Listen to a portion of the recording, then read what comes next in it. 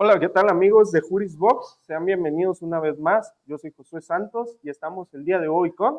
José Luis Torres Arreola. Gracias, Josué. Mucho gusto, qué bueno tenerte aquí en esta entrevista, para que nos puedas compartir de tu trayectoria. ¿Qué edad tienes? 53 años tengo. ¿A qué cargo te encuentras postulado? Bueno, yo actualmente estoy postulado a juez de primera instancia en la materia penal, porque actualmente yo estoy como juez en funciones. Esto es que nosotros, los jueces en funciones, no es que nos hayamos registrado, sino que a través de la reforma estableció que quienes estuviéramos en funciones y no aspiráramos a una magistratura o que declináramos la candidatura, íbamos a permanecer en la boleta como candidatos. Esto es, pues, para continuar en el cargo. ¿Qué atribuciones desempeña un juez en el área o en el cargo que se está postulando usted? Bien, bueno, más que atribuciones, te voy a hablar de las funciones que desempeñamos. El juez en materia penal, a partir de la reforma de 2008, crea la figura del juez de control, juez de enjuiciamiento o tribunal de enjuiciamiento, que puede ser colegiado, y el juez de ejecución. Nosotros, desafortunadamente en todo el país, los poderes judiciales de los estados pues no contamos con muchos recursos. Y entonces, ¿qué ha pasado? Pues que no hay tribunales colegiados como tribunal de enjuiciamiento. Y además que creamos o realizamos funciones tanto como jueces de control como tribunal de enjuiciamiento. Y además, la mayoría de nosotros aquí en Colima nos desempeñamos también como jueces especializados en administración de justicia penal para adolescentes.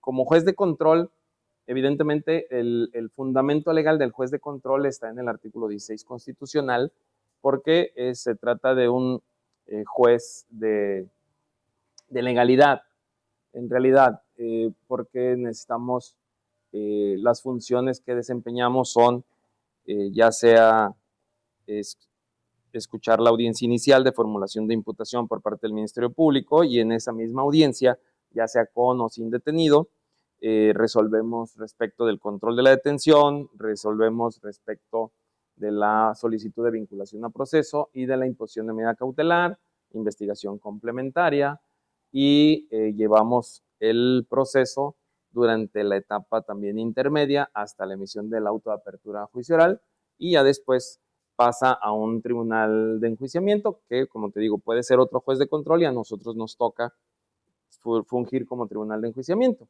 Como tribunal de enjuiciamiento es aquel que desahoga ya las pruebas como tal, esto es que los testigos, los peritos, las víctimas acuden a la audiencia, es donde emiten su testimonio, y el juez valora, emite el fallo, ya sea condenatorio o absolutorio.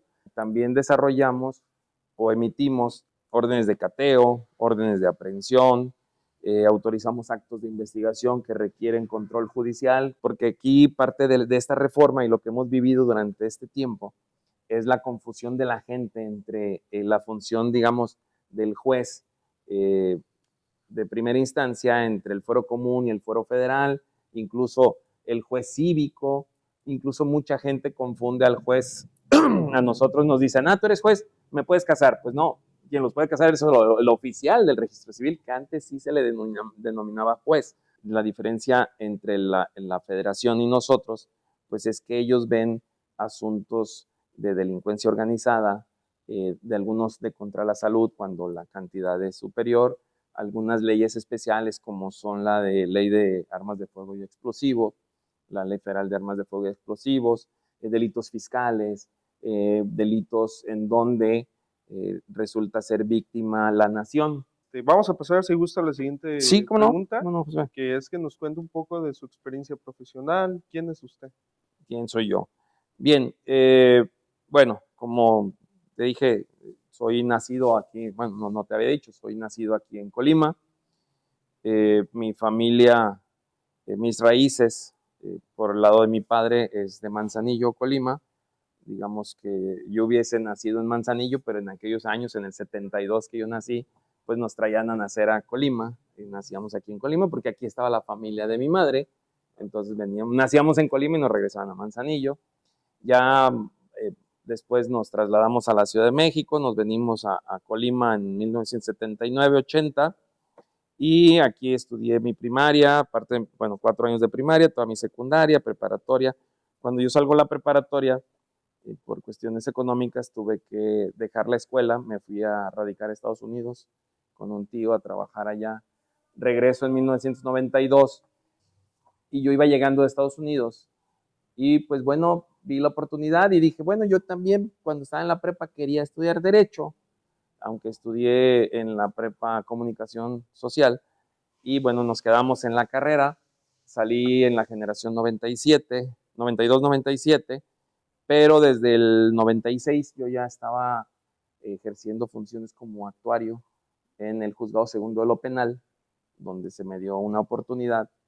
Y he de decir que en aquel tiempo, pues la verdad es que no existía la figura del meritorio o el becario. ¿Por qué? Pues nadie quería trabajar en el Poder Judicial del Estado, porque si en este momento los sueldos son raquíticos, pues en aquel tiempo todavía eran mucho más bajos.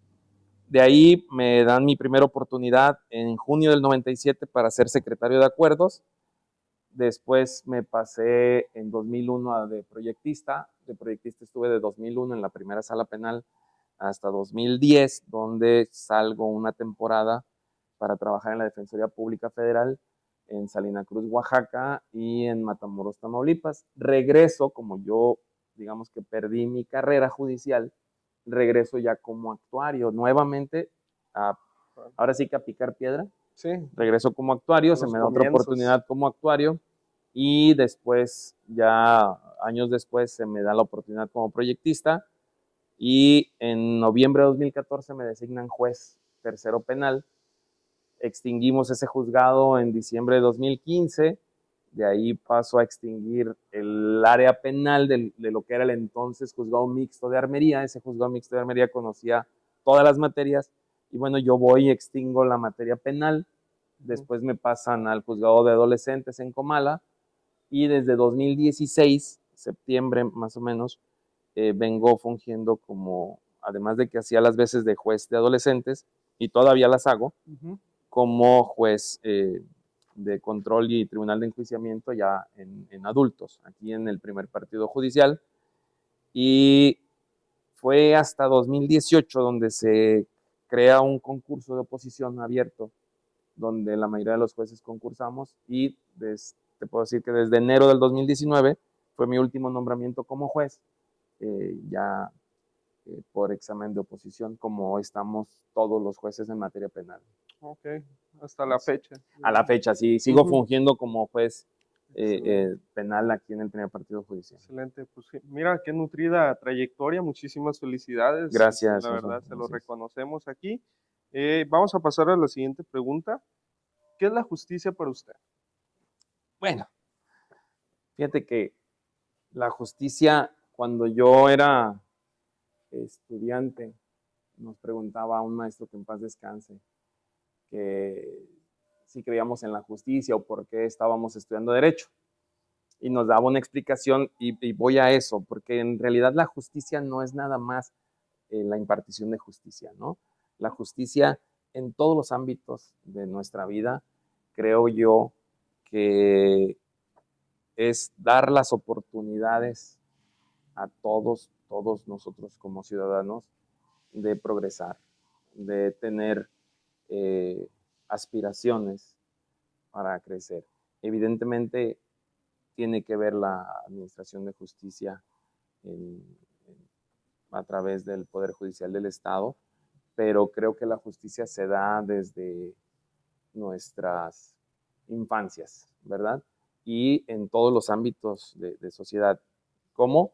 Pues que el Estado, a través de sus organismos, den las oportunidades a la gente para que podamos salir adelante.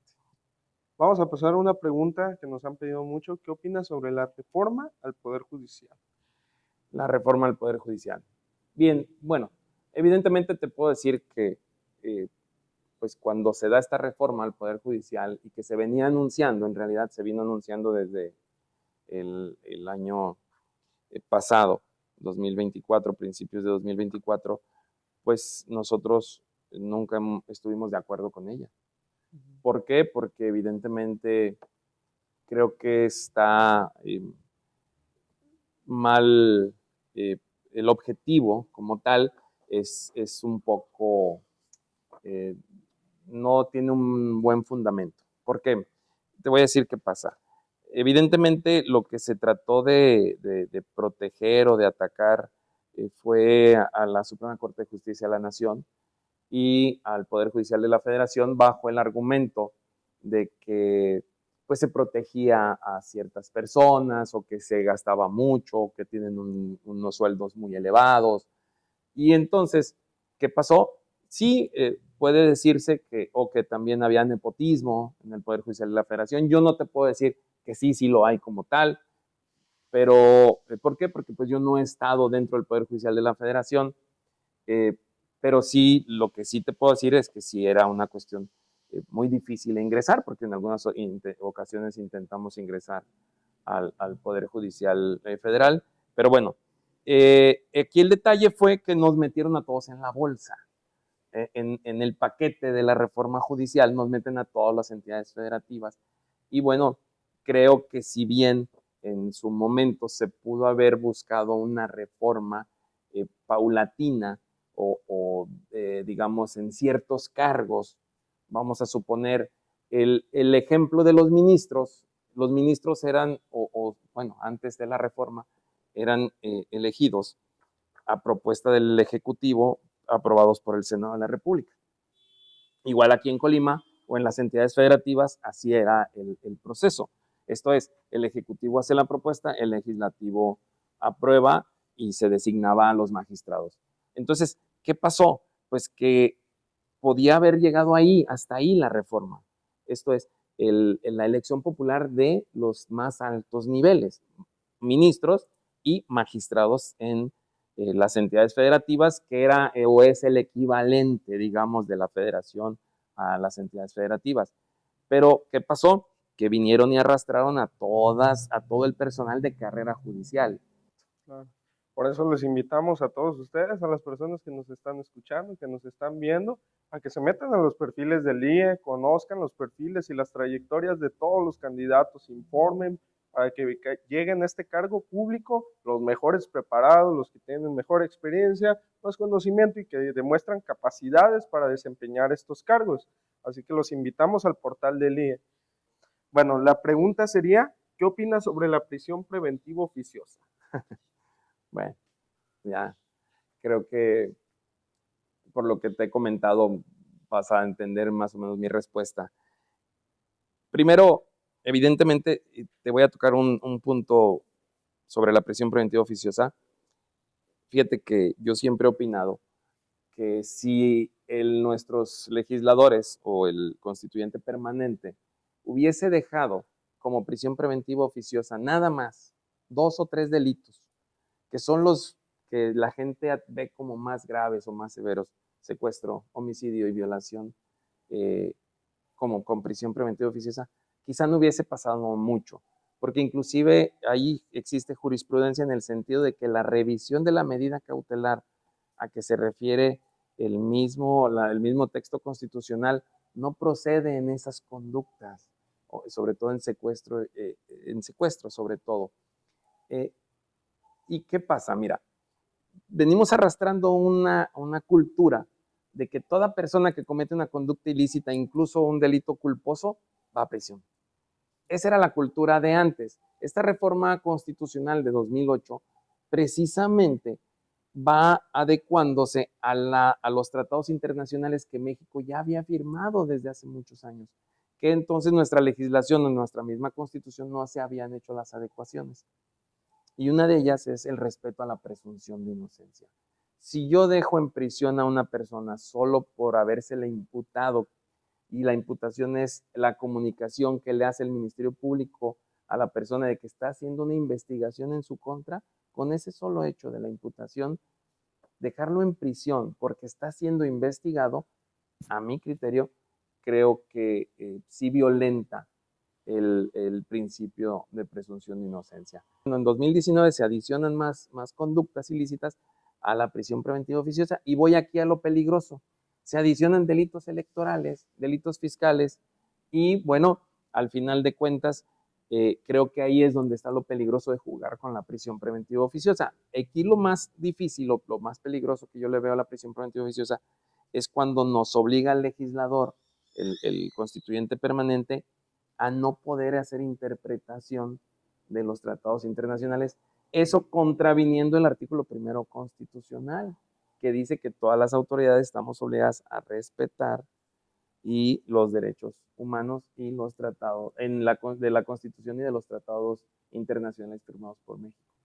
Entonces, si me preguntas, en lo particular considero que se ha abusado de la prisión preventiva oficiosa. Excelente.